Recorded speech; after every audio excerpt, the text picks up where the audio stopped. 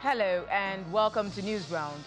I am Will Ibang, and here's a recap of stories that made headlines during the week. Senate confirms immediate past chief. Senate confirms immediate past Chief of Defense Staff General Christopher Musa as new defense minister.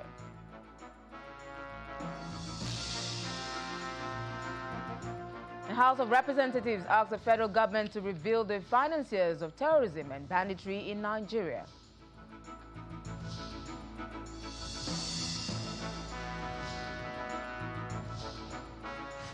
The speakers of the Rivers House of Assembly, Martin Amewule, and 16 other lawmakers defect to the All Progressives Congress. And over 400 people died in the aftermath of cyclone Ditwa in Sri Lanka.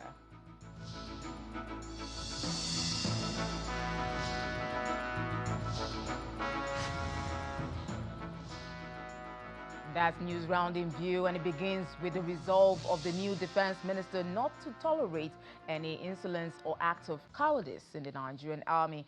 General Musa stated this as minister designate during his confirmation hearing by the Senate.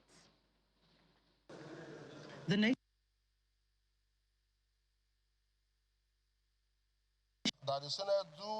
Lawmakers reconvene amid an air of anticipation as President Tinubu's nominee is expected to appear before lawmakers in the upper chamber. This was the resolution. A correspondence from President Tinubu seeking confirmation of the ministerial nominee is read. Members from the Northeast. The Senate relaxed its rules while dissolving into the Committee of the Whole as it admits the former Chief of Defense Staff, General Christopher Musa, into the chamber. The minister-designate begins with a brief background in his opening remarks. I am General Christopher Musa, retired, the 18th Chief of Defense Staff, Armed Forces of Nigeria. I want to assure you we're going to work united as we did when I was the Chief of Defense Staff. The important thing is for us to take the ownership of the challenges confronting our dear nation. As questions began pouring in, lawmakers sought to know how he intends to tackle the issue of terrorism and rescue of the remaining children in captivity. And how can you assure us that with this nominee or with this nomination that we are sure that you'll be able to work with a team under you to ensure the release of those children and to give Nigeria a better image? So, sir, we're going to make sure that we do a whole of society approach into addressing this issue of kidnapping of school. No indolence, no act of cowardice will be entertained. We're going to make sure that we follow them critically to see what they are doing from the commanders down to the troops. I was wondering how the general himself was alone when he's supposed to have his own troops with him. So there are questions that need answering. And I can assure you, sir, we're going to get to the bottom of this. We'll find out what happened, who are those involved, including that one for the children at Maga. Having served 39 years all through my career in the armed forces, we have seen what is going on, we have understood what is going on, and we know what we need. After a question has been proposed, tension, however, rose in the chamber when a lawmaker moved a motion seeking the swift conclusion of the confirmation process.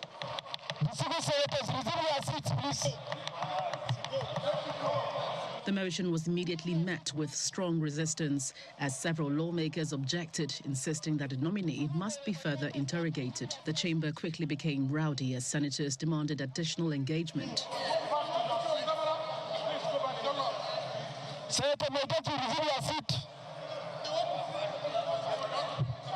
After minutes of disruption, the Senate's president rose, an action signifying a call for order. If you're a senator, you will know this. We have not yet asked him what his response will be to Donald Trump, the president of America. He is not just anybody. Chief of Defense Staff, a nominee for a Minister of Defense of a country, and you stand up and say you should take a bow and go, with so many questions on the mouth of Nigerians. The 58-year-old former CDS, who is not oblivious of the weight of expectation by the lawmakers, is further grilled. Many distinguished senators remind us that people know where these terrorists are. They know their roots. And in any case, if they didn't know them, how do they negotiate with them? Why are we seeing these bandits with super sophisticated guns, and our officers are confronting them still with AK-47. There's still a lot of gaps within the armed forces that is also mitigating against them be able to achieve success fully. For whatever reason, we must stop the killings. Nigerians must not be killed, or anyone in Nigeria must not be killed for whatever reason. We assure you that we're going to be very firm in all we are doing. Everywhere we make sure that recruitments are going to be thorough. And again, it brings me back to a database. So it makes it easier. If somebody comes for recruitment and has a number that you can check and see everything is telling you, it makes it a lot easier. He underscores that negotiations with bandits is unacceptable. The nominee is then asked to take a bow and leave. Subsequently, the Senate approves and confirms the ministerial nominee. Will the Senate now approve the nomination of General Christopher Musa for appointment as Minister of the Government of the Federal Republic of Nigeria?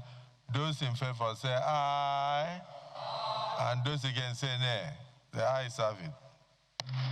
Earlier, the Senate passed through second reading the bill seeking to amend the Terrorism Prevention and Prohibition Act to classify kidnapping, hostage-taking as acts of terrorism. From the National Assembly, Gloria Umezuke, Channels Television News. Now, after confirmation by the Senate, President Bola Tinubu swore in General Christopher Musa as the Minister of Defense on Thursday, marking a significant move in the ongoing restructuring of Nigeria's security architecture. The brief ceremony was held in the President's office at the Presidential Villa.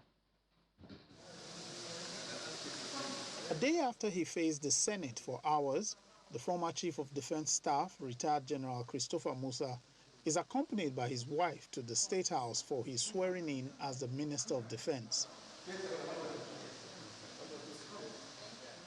It's a short ceremony, and present is the Senate President, the Senate Leader, the Chief of Defense Staff, the National Security Advisor, the Minister of Information and National Orientation, the Catholic Bishop of Sokoto, and other top officials.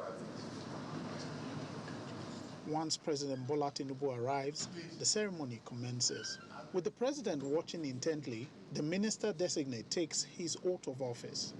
I, General Christopher Musa. With that, the short ceremony comes to an end.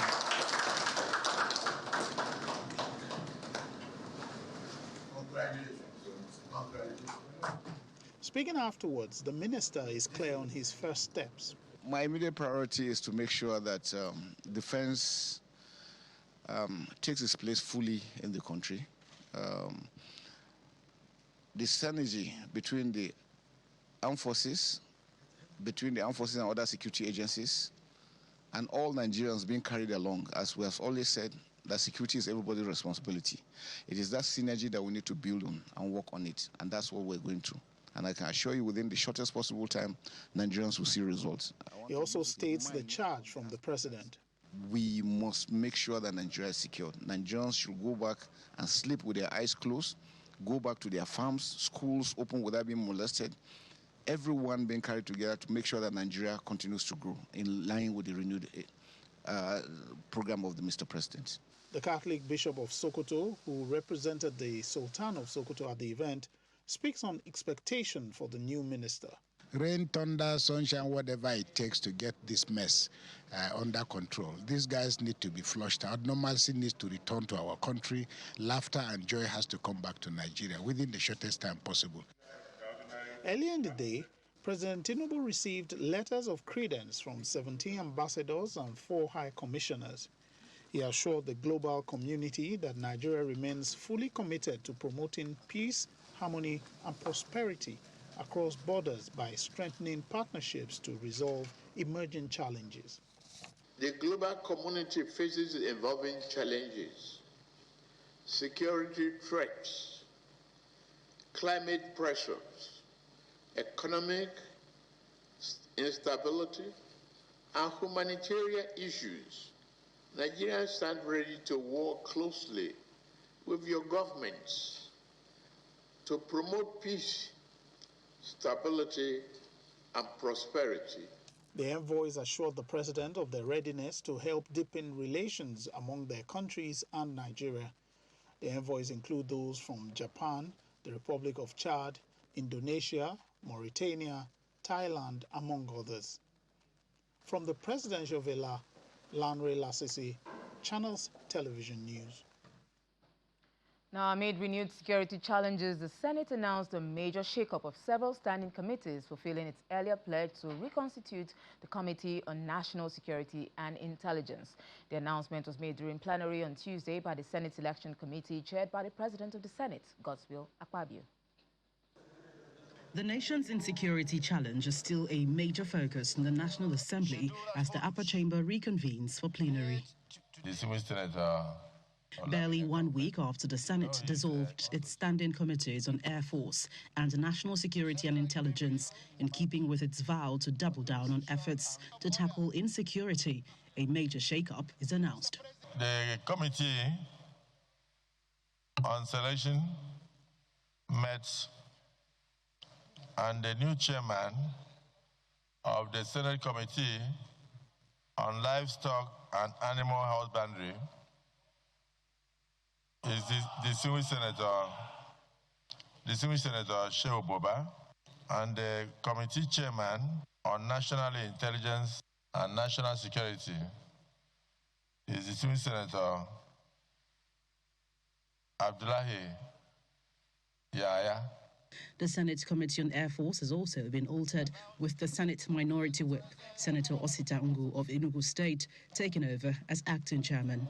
Meanwhile, a mild drama ensued when Senator Danjuma Goje expressed concern over a lengthy interaction during plenary. Following over 30 minutes of a lull in proceedings, Senator Goje interrupted with a point of order. Point of order. Point of order. Interruption not allowed except to move that the business of the day be called on. What you are doing here is unparliamentary. You should have done this thing outside. There should always be a meeting outside. Everything is at standstill now. We are not doing business, parliamentary business. Your point of order is noted. What? Your point of order is noted. Not sustained. No, then you should leave. Everybody that you see here was invited by the chair. So, for a brief discussion, in continuation of today's sitting, in view of a very urgent assignment at the villa by 1 o'clock, and please approach the chair so you can be part of it. I don't want to be part of it. Separately, the Senate passed through second reading the National Emergency Toll Service Establishment Bill 2025. The bill, sponsored by Senator Abdulaziz Musa seeks to create a uniform, accessible, and rapid emergency response system through a dedicated 3-digit toll-free number available nationwide. From the National Assembly, Gloria Umezuke, Channels Television News. And when News Round returns, over 400 people die in the aftermath of cyclone Ditwa in Sri Lanka. So stay with us.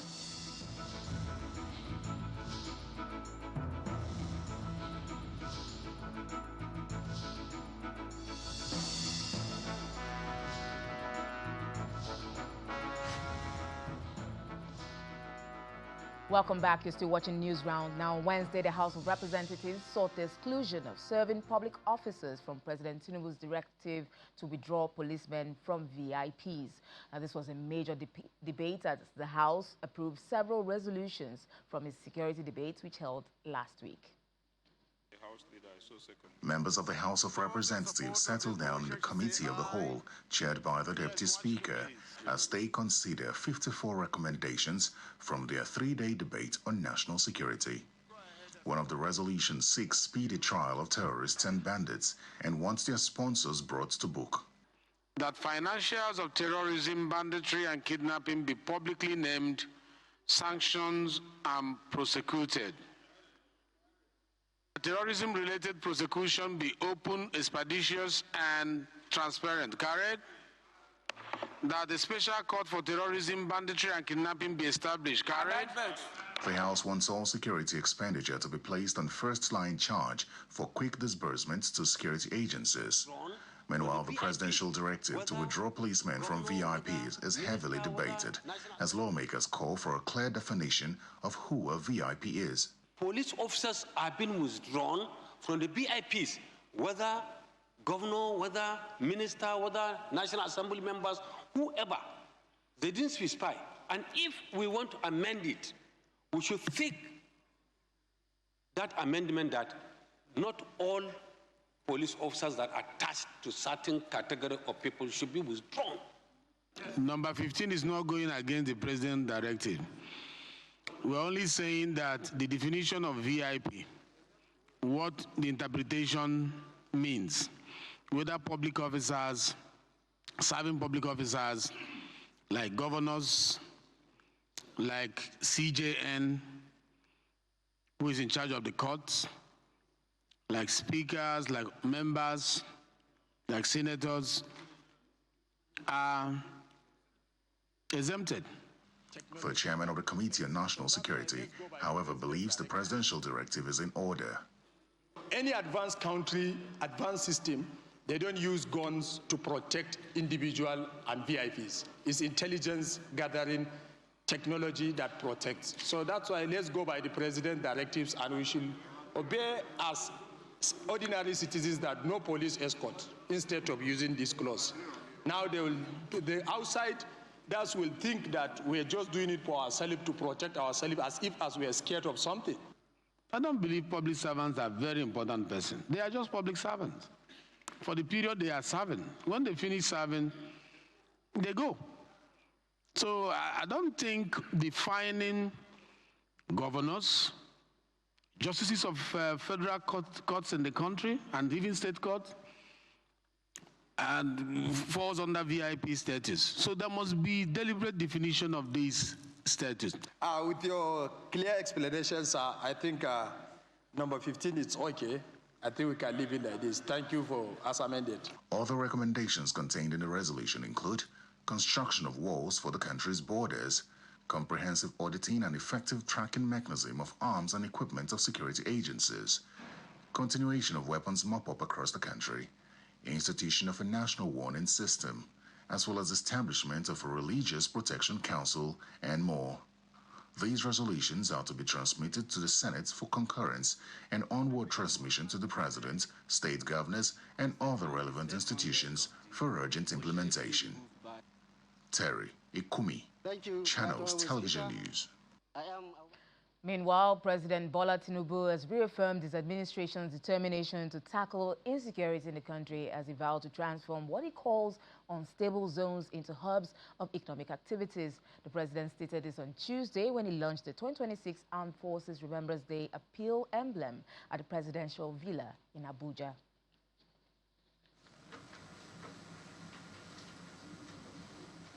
The council chamber of the State House, Abuja, is filled with dignitaries, including Vice President Kashim Shettima, the leadership of the National Assembly, security chiefs, and the National Security Advisor, members of the Federal Executive Council, and legionnaires, among others. President Bola Tinubu, who is the grand patron of the Nigerian Legion, makes his entrance to launch the appeal emblem for the 2026 Armed Forces Remembrance Day. This event marks the beginning of the annual event, which seeks to honor military personnel who made the ultimate sacrifice. Their sacrifices are the pillars upon which our unity stands. Their selflessness fortifies our democracy. Their resilience ensures that our flag continues to fly as a symbol of hope. The armed forces of Nigeria will not relent in its efforts to deliver on our constitutional mandate. Our commitment to safeguarding the lives and property of all Nigerians remains absolute. We are continuously refining our strategies, strengthening our capacity, and deepening collaboration with other security agencies. For President Tinubu, the Armed Forces Remembrance Day is the nation's sacred duty to honor veterans and families of the fallen heroes. As a grateful nation, we must honor the fallen, support the wounded, and create and care for all who answer the call to serve. The president uses the occasion to reiterate his government's determination to restore peace in troubled areas for economic prosperity. As President and Commander-in-Chief, I remain committed to equipping and motivating our military. Security is a central pillar of the Renew Hope agenda. The chairman of the Nigerian Legion decorates dignitaries with the remembrance emblem, beginning with President Bola Tinubu, then Vice President Kashim Shettima. The leadership of the National Assembly follows. Service chiefs, including the Chief of Defense Staff, the Inspector General of Police, and the National Security Advisor were also decorated. And as a gesture of support for the Nigerian Legion, donations were made, starting with President Bola Tinubu, who announced the sum of 200 million naira. The Senate President, Senator Godswill Akpabio, announced 100 million naira donation, and the Minister of the Federal Capital Territory, Mr. Nyesom Wike, announced a donation of 20 million naira, among other donations. From the presidential villa, Empress Simon, Channels Television News. Now to some politics. In a major political shakeup, 17 members of the Rivers State House of Assembly announced their defection from the People's Democratic Party to the All Progressives Congress. This was made known during the plenary on Friday when the Speaker, Martin Emeule, informed the House that in addition to himself, 16 other members informed him of their intention to cross over to the APC from the PDP. Friday's plenary session at the Rivers State House of Assembly is not a typical one. Rivers APC Chairman Tony Okocha is a surprise guest. The Speaker reveals that 16 lawmakers have written to notify him of their decision to leave the PDP and cross over to the APC. I'd like to inform the House that I have been informed by 16 members of the Rivers State House of Assembly of their decision to leave the People's Democratic Party and move to the All Progressive Congress. All 16 members, including the Speaker, have so decided to leave the People's Democratic Party for the All Progressive Congress. I will want to lay this motion and take One by one, the 17 defectors, including the Speaker, affirmed their decision, citing the division in the PDP as their reason for leaving. There is no more political faith in the People's Democratic Party, and in line with the Constitution, as clearly stated by you, Section 109 is clear, I am defecting to the All Progressive Congress. The PDP is fractured from within, and so I have defected. I have informed my ward chairman, a lady like me, and as I live here, I will go and perfect my movement to the APC. With 17 members crossing over to APC, the 10 remaining PDP members elect 4 minority officers who are promptly sworn in. All circumstances, I will do right in all manner of people. I will do right in all manner of people. Immediately afterwards, the leader informs the House about the governor's failure to properly constitute a cabinet and the lack of an attorney general in the state. As of today, the governor is running the state with 8 commissioners out of 25. Sadly, Mr. Speaker, the Rivers State does not have an attorney general and commissioner for justice, which is a contravention of the Constitution. The Speaker replies, saying they have taken note and will act on it in due course. What the leader has just done is to draw the attention of this House once again to the fact that upon the termination of emergency rule by the President, this House by resolution once again reminded the governor to heed to the call and do the needful.